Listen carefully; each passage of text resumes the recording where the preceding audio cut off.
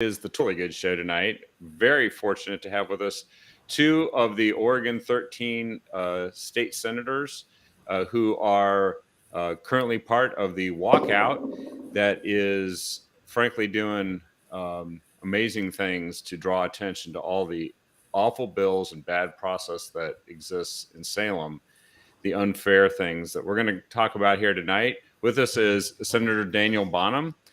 He is in Senate District 26. That's, let's see, it says in your newsletter, just I like to get this right, Clackamas, Multnomah, Hood River, and Wasco counties. And then we also have Senator Kim Thatcher with us, and District 11, if I have that correct. And I actually don't remember exactly what that covers since they redrew it. So why don't you go ahead and Thank you. I was wondering if you were going to remember, but it's completely enclosed within Marion County. And so it includes North Salem, and it goes up to Kaiser, Jervis, Brooks, and Woodburn.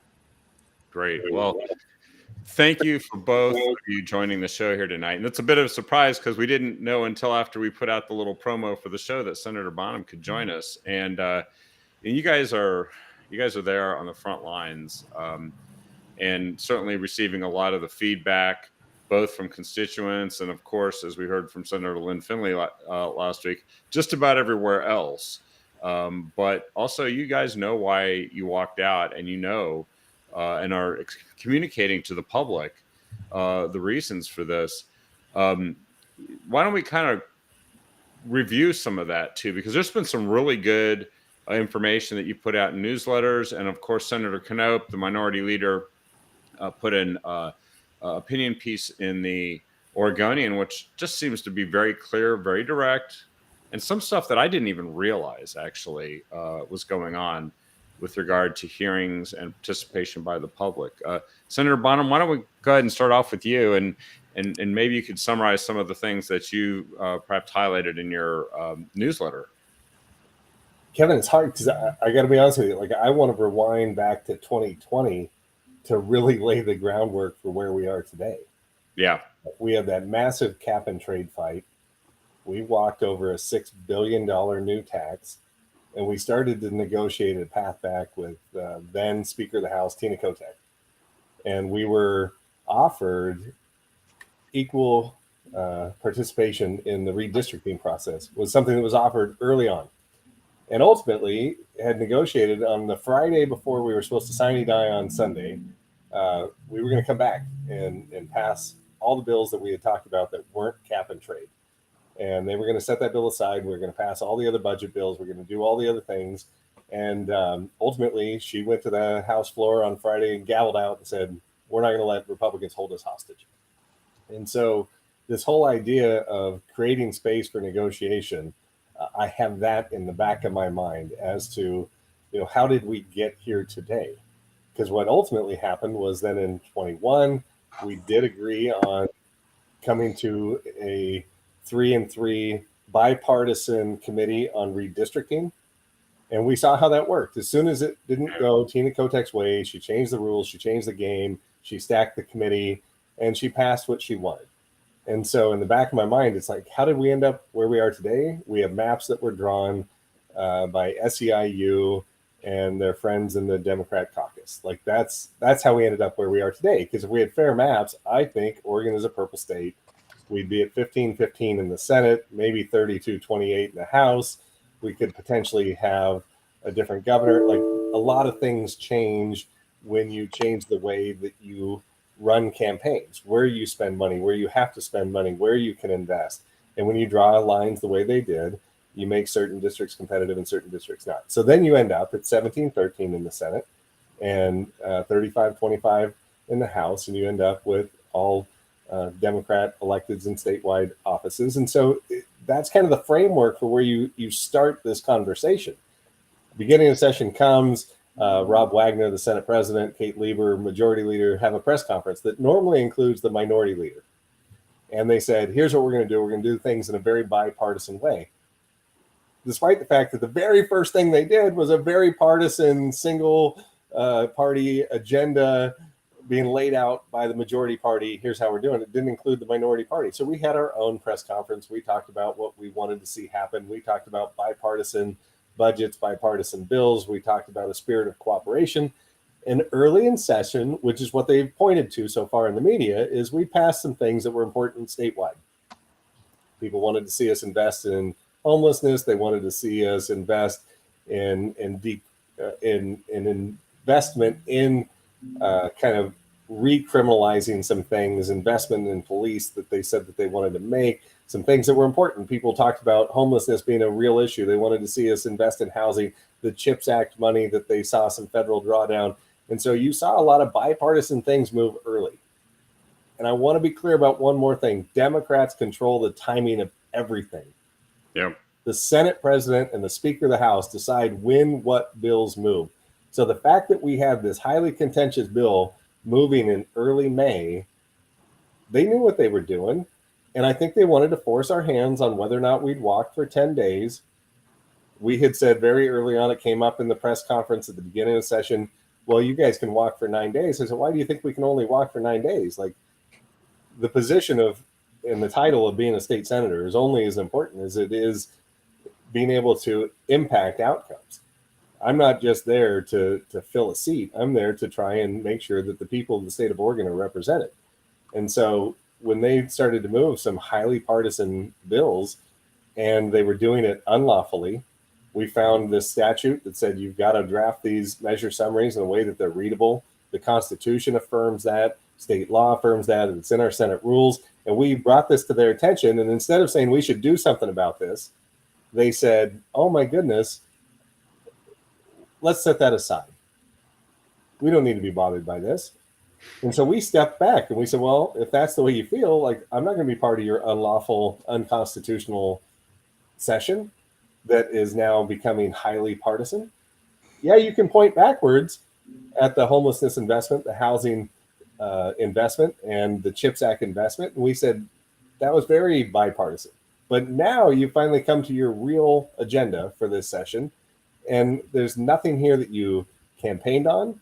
There's nothing here that the people of the state of Oregon are begging for.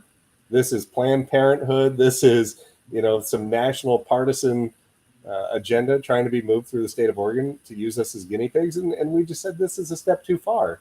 And so, you got to have all that in the back of your mind as context for how did we end up where we are. And there is significant distrust between our caucus and the governor, between our caucus and Democrat leadership in the Senate. And so we've heard conversations recently, like you talked about, like, what's the framework? Can we get back to session? Is there an agreement that could be had? Maybe, right? Maybe. And I think Democrats are trying to flirt with the line of how much can they give that's just enough to entice us back, but not really give us anything. So, I'll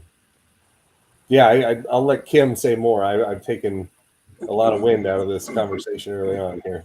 No, and I was going to mention, you mentioned a couple of things. First of all, you got to see it from the House side and what happened there because you were on the House then. So but that's the direct red line that you connect with where we are now. A governor who obviously was then the speaker didn't demonstrate or engender a lot of trust with how she handled things. So she's not really a great broker in this situation either. People just don't have deep trust with her.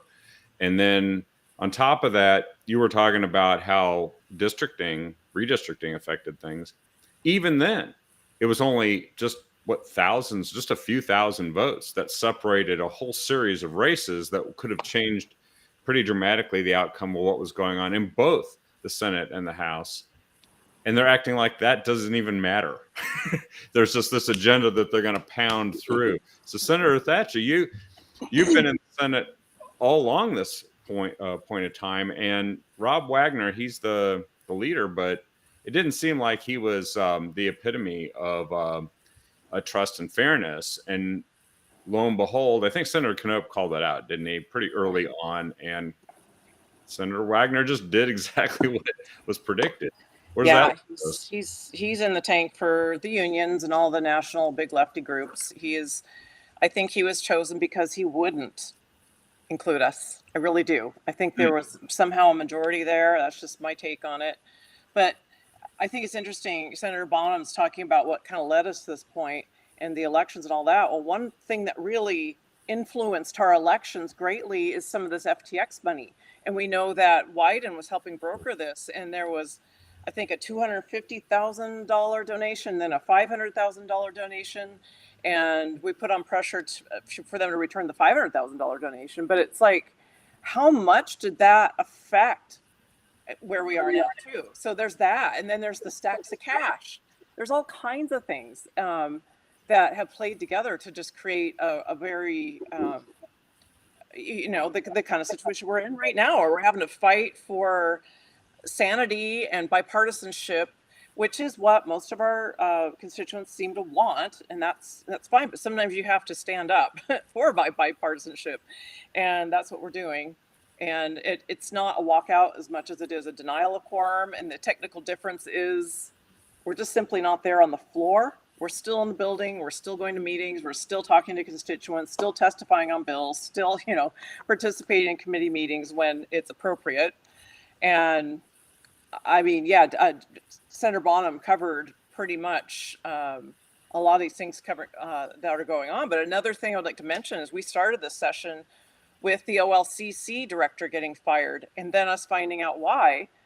And the ostensible reason was because he was saving this expensive liquor, Pappy something, I don't drink, I don't know what it is, and setting it aside for certain lawmakers to influence them. But we were asking to release the lists, and we couldn't do that. They would never do that. They refused. They were saying it's under investigation. Well, anymore, I wonder about investigations just being a way to cover things up and protect people. But that's just maybe a little bit of my jadedness coming through with what's happening nationally. But here we are. And we said we would come back before session ends with voting for substantially. We added that word. It has to be there. Substantially bipartisan budgets and substantially bipartisan bills. Yeah, there's an opportunity for the Democrats to actually embrace something they did run on, which is that they were going to work together, find common ground, really try to pursue those bills that are good for everyone and bipartisan and take care of all parts of the state. I think Tina Kotek is on some kind of One Oregon tour right now, which just doesn't ring true at the moment with the things that are happening. So it's all window dressing. What they didn't run on is House Bill 2002. I don't remember the ads where they said they were going to spend that and they were going to make that their top priority. I remember them talking about the topics of homelessness, how they were going to talk about what they're going to do with regard to inflation. When I look at the list of the issues that they said they were going to deal with, those are in the Senate's Equitable Oregon 2023 session priorities. Those haven't been at the top of their list. Passing a budget doesn't seem like it's even been at the top of their list. Are we going to, this is the thing that they definitely want to do, right? They definitely want to pass a budget. Does that make sense? No, they want to pass our agenda too. And though they killed our agenda step by step, every single bill, none of them got hearings. None of them made it out of committee. We tried to pull them to the floor so they could get put into a committee where they would get some action. And we were turned down at every single effort. So yeah, they want to pass their budgets. They want to shove things through, and they put budget notes in that make basically bad policy. And I think Senator Bonham, you discovered another bill that's coming up through that. Good grief. I don't even know if that's been on our radar lately. What was that? Yeah, 3409 is an omnibus bill that's going to have reach code and some other things in it that again, have not been vetted, have not been through a process, that now all of a sudden you get these 13 different concepts tied to climate change that are getting thrown in one bill. And so, as you're being lulled to sleep with the, negotiation over House Bill 2002, the House is over here still passing some really nasty things and trying to stack the deck even further. So, I don't think they're honest brokers. We're going to see. There was one of our colleagues negotiating an amendment on a bill. He got a copy of the amendment today. The amendment did not match what they had verbally agreed to. And so when he said, hey, we talked about this is where it doesn't match, Then another concept was introduced. If you want to make it right, we've got to bring in this other concept that wasn't even part of the base bill, and then we can make the bill right. Well, how do you negotiate with somebody when they're not even honest enough to say, here's the written version of what we agreed to? When the written version doesn't match, then they're going to hold you hostage for another new concept that they want to bring in. So I would say, like, negotiations right now is we've both agreed that we want to paint our house green, and they want it neon green and we want it forest green. And so we're on the same color, but we're at completely different spectrums. So in concept, the negotiations that are taking place, and I don't want to derail those negotiations because I think it's awesome that we're trying to find common ground, and I hope we can. I truly hope we can. I hope we can make it back to session, and I hope we can pass budget bills, and I hope we can pass, over 100 bills that are waiting to be passed that deserve their day in court. But I hope we can also simultaneously agree that we can set aside these highly partisan, extreme bills that do have constitutional provisions that are most likely a conflict with the Constitution. Yeah. And they have said, well, let's set those aside for the court to decide. And I've said, no, we put our hand on the Bible and swore an oath, and we said we weren't going to do that. So if we know that it's not constitutional, why would we pass it and leave it to the courts? Their answer, of course, is like with this ballot measure 113 stuff, it's going to be expensive to challenge that. Yeah. Like, we may have standing now and we may be able to go to court, but do I have $100,000 plus to go fight this thing out? Because it may have to go all the way to the Supreme Court. And they're counting on the fact that we can't afford that investment as a means to move their agenda. Like, that's the way they're trying to legislate right now. And it's appalling. It really should be that we're down there representing the will of our voters, representing concepts that they've asked us to address. And not that polling should dictate anything, right? But if you did poll the people of the state of Oregon, their desire to have the state consider, investment in transgender affirming care with kids without parental consent would not even be on the top 100 list of things that people care about right now. And yet the D caucus, because they believe that they stopped the red wave with their abortion centric campaign, right? I mean, Tina Kotek spent $30 million saying, fear Christine Drazan, she's going to take away your right to an abortion. Now, let me remind you that when the Dobbs decision came down, Julie Fahey, Democrat leader in the House, came out and said, fear not, women of Oregon. We have already passed legislation. We saw this coming. We have codified in statute. You have nothing to fear. And then she forgot, oh, wait, we've got campaigns to run. Yeah, they said, shut up. We're going to do that in the campaign. 3 months later, she was like, oh, wait, no, fear. Everybody run for your lives. The evil Republicans are coming for your abortion rights. And so, they really did campaign on that. And the fact that they stopped the red wave, they feel like, okay, that is our number one issue. We will tie everything to that. And so now they're saying not only is abortion, a right, and it is healthcare. We're not pro-choice anymore. We're pro-abortion now. That's what they're saying. And they're saying we should also include this transgender affirming care. And when you get down to the nuance of it, Kevin, like they say, Rob Wagner says this bill is about abortion rights and codifying what existed under Roe v. Wade. That's not true. That's not what this bill does. No. Kate Lieber says this is about helping the 14, 15-year-old that has suicide ideation because this transgender stuff really is impacting our youth and we need to give them the treatment that they want. Well, guess what? Empirical data suggests that if you move forward with treatment, it exacerbates the suicide ideation. It doesn't relieve it. So you're actually making worse the very problem you're suggesting that you're trying to solve. And then Tina Kotek says, no, this bill is about trying to provide liability protection to providers that want to perform these surgeries without threat of lawsuit. And so, what are we trying to do here? You get three of the people that are crafting this bill who are part of the framework, organizational, foundational level of this bill telling you what it's about. And they don't, like, they've got three different things that they're trying to solve. And none of them are really genuine. So I don't know what they're trying to do with this bill other than assaulting parental rights. Like, I really don't know what they're trying to do other than trying to get parents out of the conversation. I love that Marie on the side here says full brain development is age 25. Elizabeth Steiner, who again was part of the work group that crafted this bill, said the same thing with respect to why you can't have vape products. Oh yeah.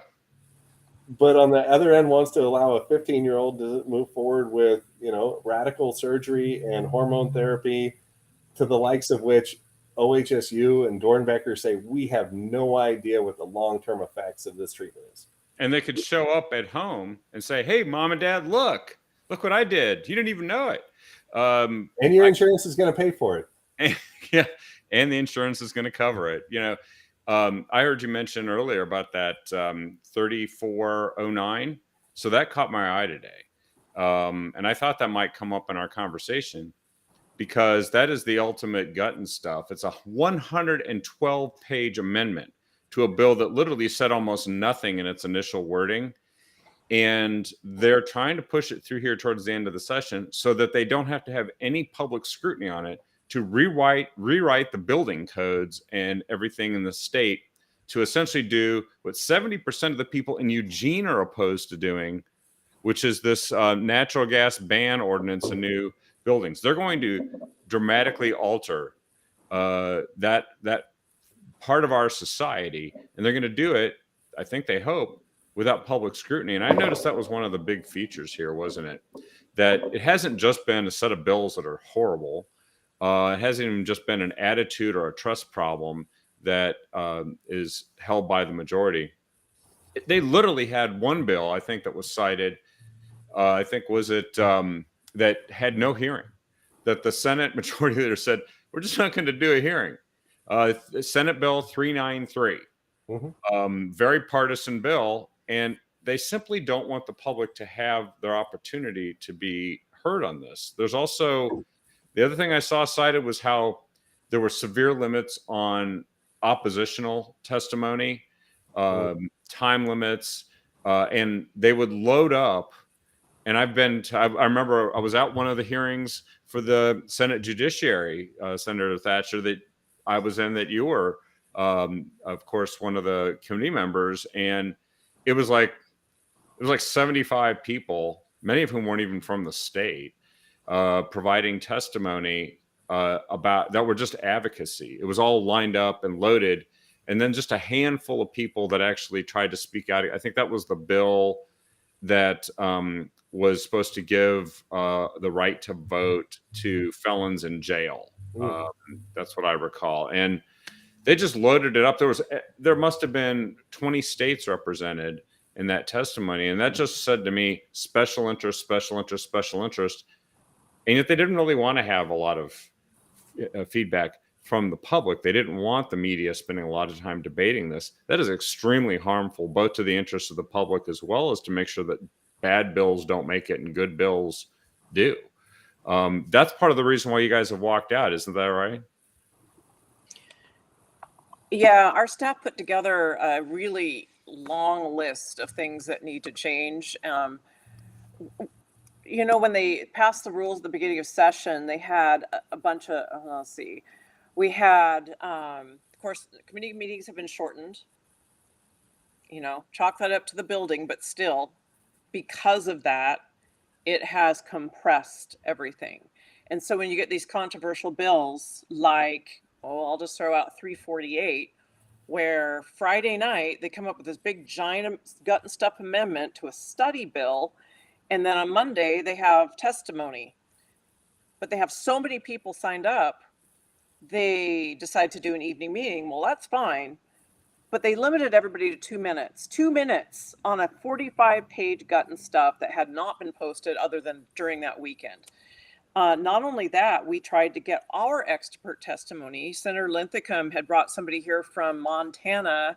I'm trying to remember his name. Anyway, it's not coming to me, but he's an expert on guns, and he's written books. He's very smart. Anyway, so we said we would like him to testify, and they let him testify for 2 minutes. They let us as legislators testify for 2 minutes, even though we represent, tens of thousands of people who, and in my district, we did not vote for, Senate Bill ballot measure 114.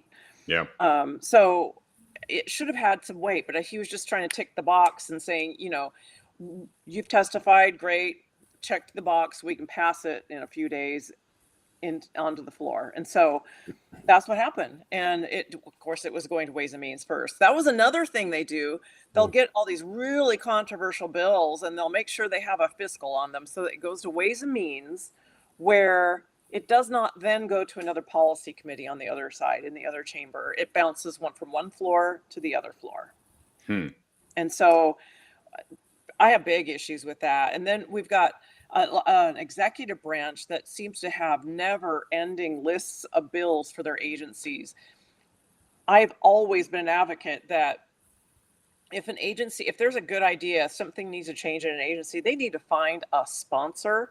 They need to find a legislative sponsor, a legislator to pass legislation, and they don't get to introduce their own bills. It kind of irritates me. It's kind of a, mingling of the branches sort of issue. But nevertheless, they have way too many bills. They changed the rules so that in the Senate side, they would allow an hour to post an amendment. Well, we know those amendments can be quite detailed. Like, what was that? 114 pages. Yeah, 114 pages. And that was, that's pretty large, even compared to some of the ones like Senate Bill 348, where it's 45 pages about. But it's just been such a compression of time, limiting of testimony, a shutting down of the other side's the pros and cons. The pros get to talk on a bill, but the cons don't, and you get to hear from the favored people and they get an unlimited amount of time to speak, whereas, the other side doesn't get representation. So there are a lot of rule changes that need to be made. And I don't think we're there yet. Of course, we have the readability issue. They, rather than just say that we need to change the rule because it's not easy to comply with, or we need to change the law, which is referred to in the rule, because it's hard to comply with, they decided to just say, well, we're complying, which is just a crock. Yeah. A huge crock. Because, right. They just, he waved his scepter and said, oh my goodness, we've complied. It's like, it goes along with all the unexcused absences, and where I had some excused absences before all this happened, and he rescinded his approval or excuse on two of them. It's just so ridiculous. He went back retroactively and did that? What's that? He went back and did it after he approved it? Yes, I have a copy of it. That's legal. It's just like, you can't untake an action then. It's just stupid. But I also understand, was it Cedric Hayden? And I think Tim Knope said this happened with him too, is that they were just going to go to church on Sunday. Yeah. And it was not considered an excused absence. Yeah. That's a game that they're playing, and they're playing with something I think a little bit more serious and kind of constitutional on that one. I'm not sure that they can pull that off if they had to really be held fully accountable for that. But I think that was one of the things that stood out from the list of different reasons, like I saw in Senator Knope's opinion piece. You guys are kind of standing up for what the Constitution is supposed to be about, what a legislature is supposed to be about. This is fundamental and core as to why we even have hearings and bills that are supposed to be brought in. And in a longer session like this is when you have the big complex bills. You're not supposed to wait until the fifth and a half month to add 114 pages of amendment where there might not be any hearing at all, something to rewrite all the building codes in the state, from the state level. And that's not the idea of having a long session. That doesn't sound like the reason at all. And then, of course, I think you guys are forcing them to work together with you, which shouldn't be something you have to force them to do. That's something they said they were going to do. And if you're protecting the right of the public actually to be heard and to understand bills in a state where many parts of the state don't, reading at 8th grade level is something that many 8th graders don't actually accomplish. That's true. Seriously, I was involved with some school board campaigns down in Lane County, and I was shocked. It was below 20%. And that is what the law said the bills have to be understood by. HB 2002 didn't seem like a bill that you could understand unless you had a master's in like gender ideology or something. It's even higher than that, Kevin. It was like an advanced postdoctorate degree. Like it was Yeah, I think the flesh readability score on that bill was a 2. I have to laugh or I'll cry. I The mean, lower the number, the more complex it is, right? So, like, you get closer to eighth grade as you get up into the 40s, 50s, where you got to reach a 60 on that scale to be an eighth grade reading level. So, yeah, it's offensive. And again, to the point that we made to them while we were still in the building, you have the right to change this law, but they don't want to change the law because they understand that law exists for transparency purposes. You want the people to be able to understand what you're doing. So if you change the law, you're admitting that you don't care yeah, whether or not the people understand. But they have the power and the authority to change the law, but they wouldn't do it because they want to operate as if they do care about it. They want you to believe that they care, despite the fact that they clearly don't. And so it's a challenge, working period. Like, again, you go back to the good faith stuff. Kim talked about limiting committee hearings. Like, it's part of the reason why I wanted to start my explanation with 2020, because we were under COVID. They shut the building down. They've opened the building back up, but it's under construction. If you pull up to the Capitol today, it does not look like you can come inside. yeah. So they are still operating in kind of this shadowy space where people don't realize that they even get to engage. They've done some neat things in terms of utilizing technology like this to allow people to testify remotely. But even then, we've had committee hearings in labor and business where we had, contractors that drove in specifically to testify on a bill. The day gets filibustered to the point where these people don't get to testify, and then we're going to carry it over and invite them back, and then we find another reason why they can't testify at the next one because they don't have the opinion that we want them to have, and so we don't actually want to hear from them.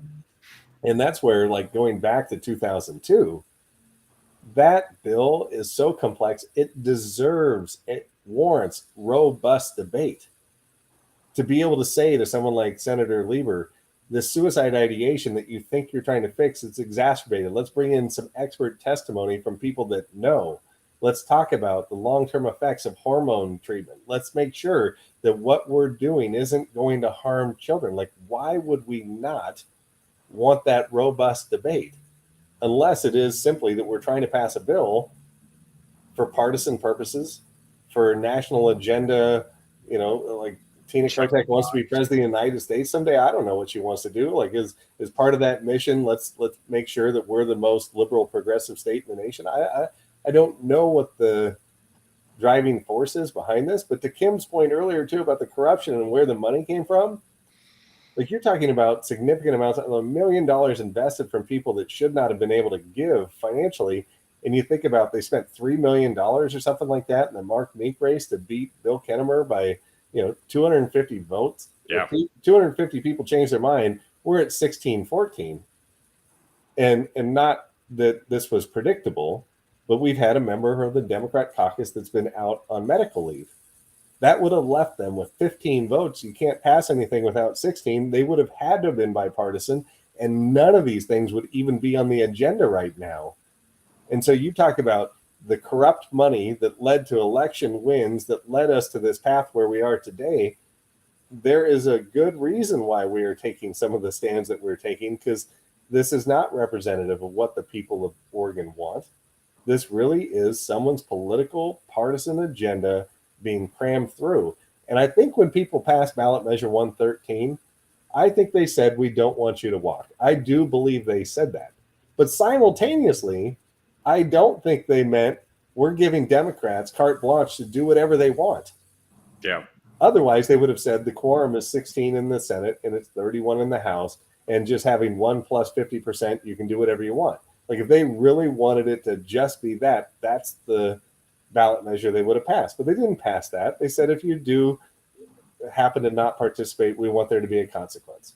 And I don't think they ever foresaw that there'd be 11 of us at this point who have passed that threshold. 11 of us have said, killing this extreme partisan agenda that's not good for the people of the state of Oregon is more important than me serving in office.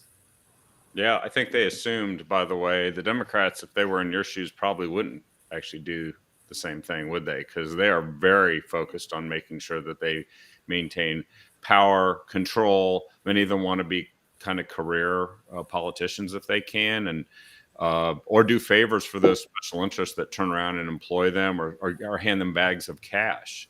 And I think about how I'm going to just say it. I think that because of what they did with the FTX money, I think that they stole the election, because you spend that much money, you get it, you hide what the source of it is, so it can't influence the election in the way our campaign finance system is supposed to function. It's supposed to be unlimited donations, but maximum transparency within a 7-day window. And for 30 days, they lied about who that was. I believe it's a Class C felony to facilitate that, to permit or aid and abet in doing that. And now we find out that Senator Wyden, one of his staffers, was key to making sure this whole thing got arranged.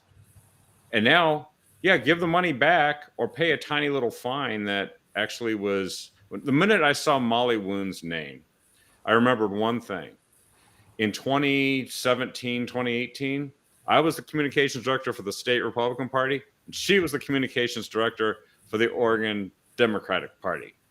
And I thought, I don't think anyone would consider putting me in charge of such an investigation where the Republican Party had found a way to essentially get $500,000 and steal an election. No way. And she reduced that fine from $35,000 to $15,000. $35,000 wasn't much either. No. They didn't even say they had to give it back. And then every one of these Democrats, the Attorney General, Tina Kotek, the governor now, they all received big chunks of money. And then now we know about the big bags of cash, which has been, I think that story has been broken by Willamette Week, not exactly the source of right-wing conspiracies. So there's a real problem that goes deeper here. And I think they can just steal an election, get away with it, then afterwards say, so sorry, we'll send the money back, and then do whatever they want in the legislature. As you just proved, I think, beyond a shadow of a doubt, Senator Bonham, that it's not what the people actually wanted or voted for last fall. I want to say this real quick. Since you brought up the media, I have been very impressed with Willamette Week's willingness to just seek the truth on a few of these hard issues. Because the reporting that's come from that newspaper on a few of these issues is accurate and is honest and it's fair. And we don't always get that in the Republican Party. Feel like we get a fair shake in some of these stories. So to see a few of these stories come out that are hard hitting for their for Democrat folks to be held accountable by the media has been nice to see. And I hope it's the beginning of a trend. Yeah, and I think the Oregonian then jumped in there and started editorializing that this was a sweetheart deal that was pulled off with this Molly Woon, giving them a big break. And don't forget, Molly Woon got this job because the last person who had the job suddenly quit back in January, because I don't think she was going to go with the program, is what it sounds like, that she just couldn't handle the corruption. So, I'd love to see some hearings in the legislature on some of this stuff, but we will never get that, will we? I mean, the Judiciary Committee could really go to town on this, couldn't they?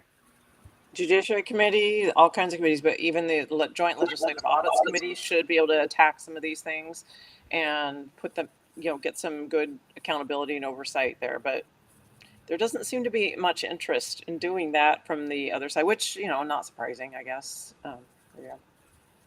Well, so, and by the way, I think the Fed's going after Shemia and everybody that was connected with that. This is going to get more and more interesting. And I don't know, they may be in a much worse position politically 3-6 months down the road if they keep trying to do stuff, because all these guys, I think, are getting lawyers. I can't imagine Tina Kotek's not at least thinking about what's going on pretty deep. Yeah, maybe that's why they're trying to shove their extreme partisan agenda through. While they can. No, that's a very good point. That's an excellent point. And I think they know that a certain window may be closing. There's also a very unpopular president nationally who is going to start weighing them down a little bit too, because his numbers aren't going up. And a lot of the stuff he's doing is probably going to harm their political prospects down the road. certainly not going to distract enough from it to make people forget about it. So let me ask you, as we get into these last couple weeks of the session, and I don't know, let's make some assumption that you get, let's say, I think Senator Knope said that the plan in his editorial was to return on the 25th and pass bipartisan bills. And they're negotiating right now to give themselves more time to pass more bills. That's what they essentially think they could get from negotiation, right? What are some of the things that we just need to be aware of that are lurking out there? I think there's a few bills that are just not too great. I think before we went on the air, Senator Thatcher, you mentioned a couple to me. Yeah. Well, there's the OHA version of Motor Voter, so that they would automatically sign up to vote, people who interact with the Oregon Health Authority. Don't know how that would work. Then there is the ranked choice voting constitutional referral, and there's not one single county clerk who is for it. There's no way to implement it, and it's a freebie. It's a freebie to the proponents of the bill to keep them from having to pay and put out the effort to collect signatures. So it would be a freebie. Those are just a couple just off the top of my head. But there's also a couple of bills. Representative Paul Holvey had a couple of bills that were insurance related. They're kind of his legacy bills. And they would rate, and it's 3242 and 3243. I think that those are lurking out there. Those would really raise rates, cause all kinds of lawsuits between providers of the insurance companies, and third parties. So it would just wreak havoc. In fact, together they would allow multiple claims or multiple lawsuits on one single claim.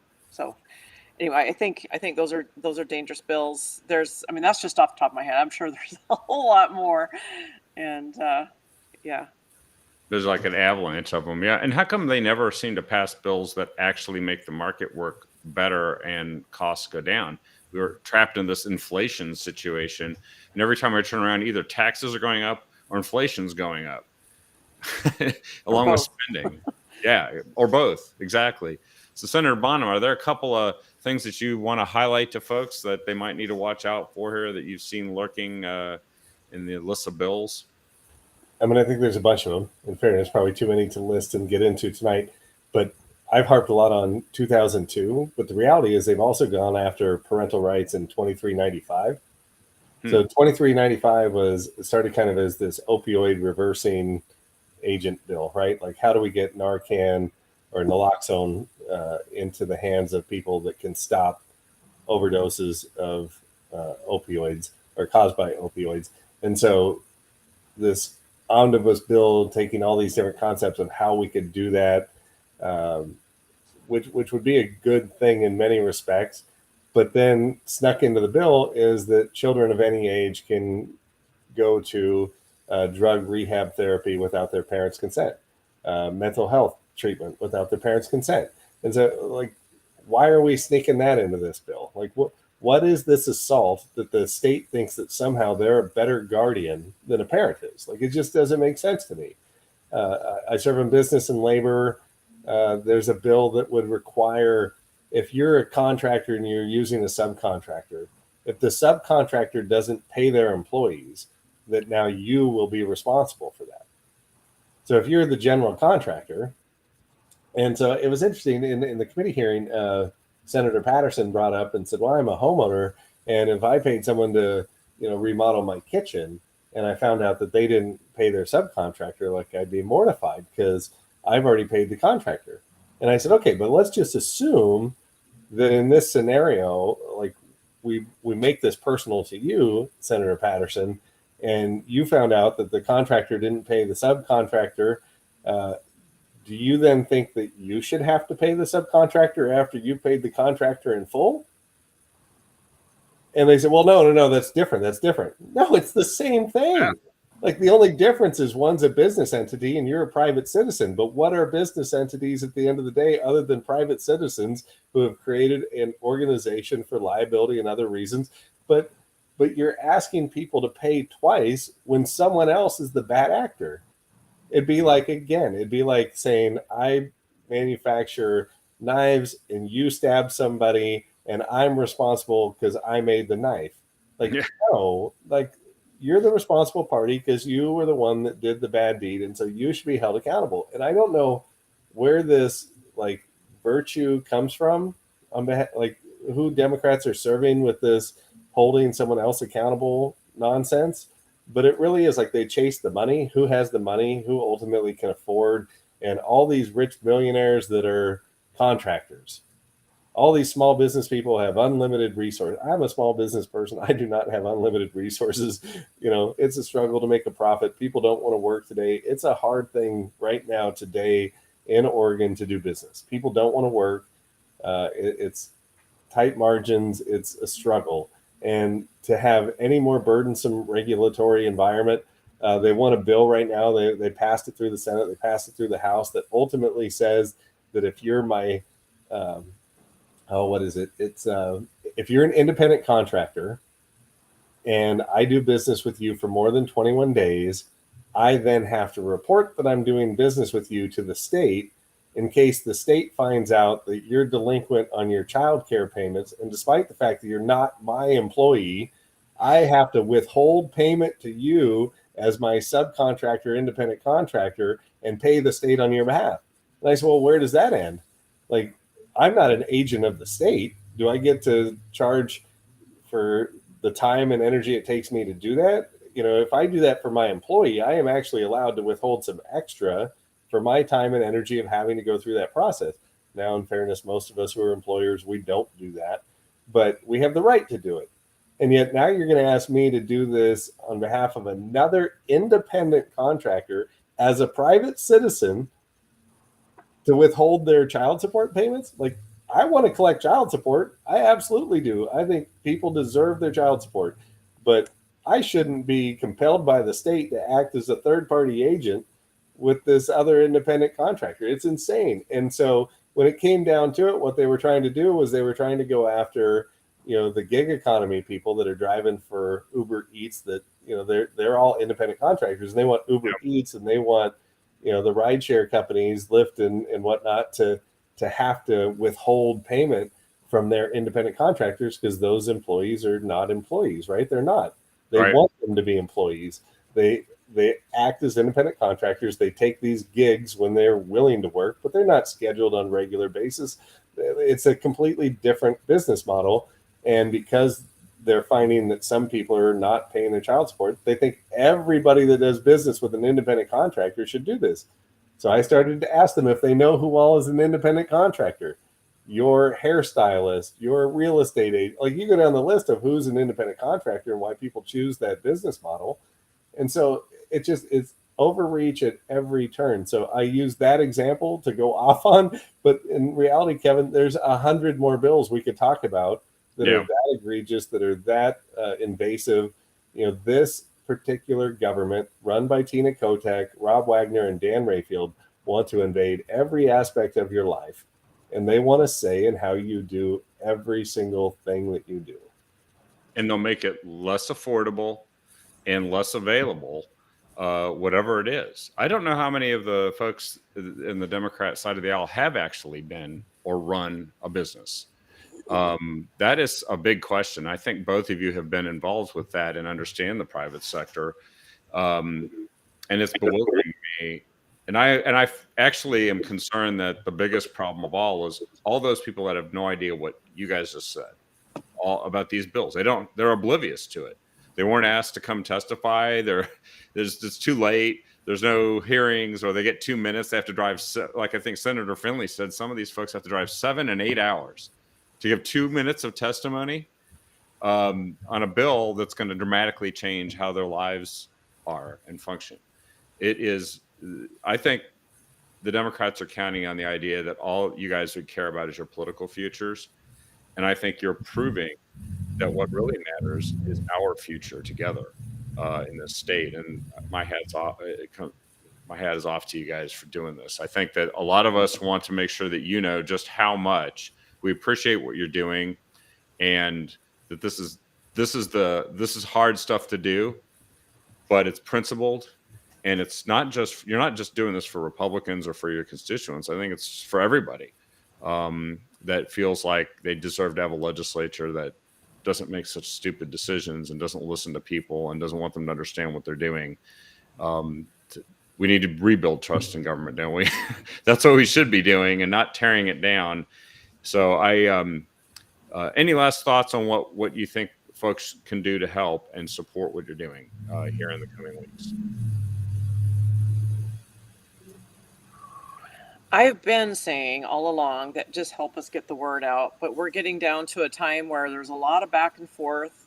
And, when you said do I want to come on the show tonight? I'm like, I don't even know what to say because I'd have stale information because there's things happening since our caucus talk this morning and I won't hear about them tomorrow, So things are happening quickly. We need to hear from you we need to hear from folks about how they feel about us. Maybe amending, like the proposals that have been leaked by the Democrats. I mean, none of the Republicans leaked them. About amending 2002, just some of the things that are out there. What do you think we should do? I am of the belief that we need to, stay the course and do what we said we do, and that's return to pass the substantially bipartisan budgets and bills and not allow horrible things to happen. Right now, I think we make a mistake doing that, especially after we've given up what we've given up. So just keep giving us feedback. Talk to your circle of friends, use your sphere of influence, your social media, whatever it is that's your bag. Talk to your friends at church and at work, and just keep getting the word out. So that's what I usually tell people. That's excellent. And Senator Bonham, any last thoughts along those lines? Yeah, I'll say that there currently is a culture of corruption in Salem, and there lacks the mechanism for accountability because Democrats control every single aspect. And unfortunately, the influence of the labor unions like SEIU, AFSCME, AFL-CIO, OEA, the nurses, they're so powerful and they have so much influence that you have senators that will say, I can't do that because these guys will primary me. They'll take me out. They're not afraid of Republicans. They're afraid of a challenge from the left. Yeah. And so it's an interesting place to be. It's an interesting dynamic to experience. But when you start to look at how they're winning elections, the gerrymandered maps, the corrupt money that's come in, that's step one, right? We've got to find a way to get that stuff out of politics. But step two is how do we actually move forward with an agenda that's responsive to the people of the state of Oregon and not special interests? If you can solve number one, I think you can solve number two, right? If you can get rid of this corruption, you can get fair maps drawn, then you get people that start to resemble their districts and not a political ideology. They really look like the people that they're representing. They share a voice. And I know, there are Democrats that live in my district that are so frustrated by me, right? Because I don't sound like them. And they say, I will never vote for you. Well, you didn't vote for me this time either, right? The reality is you didn't. My mom lives in the metro area. She didn't vote for the people that represent her. She feels voiceless. And she sees me talking and she says, finally, thank goodness someone out there is saying what I want said. And so there is a challenge in our represented democracy. It's not a one person, one vote system. It's not a 50+1 system. It's a republic. And so when you have rules that require 2/3 votes or 3/5 votes, there's a reason for those things. There's a reason why those are built into the Constitution. There's a reason why we require a quorum. And it is to respect the fact that we are a republic. And California doesn't get to tell Delaware how to govern themselves any more than Portland gets to tell Malheur County how it is. And unfortunately, most of our stuff in the state is based on population. So we are close to being a democracy in the way we operate. But don't Portland my Oregon is something that absolutely resonates with probably 75% of the state. It's a great point.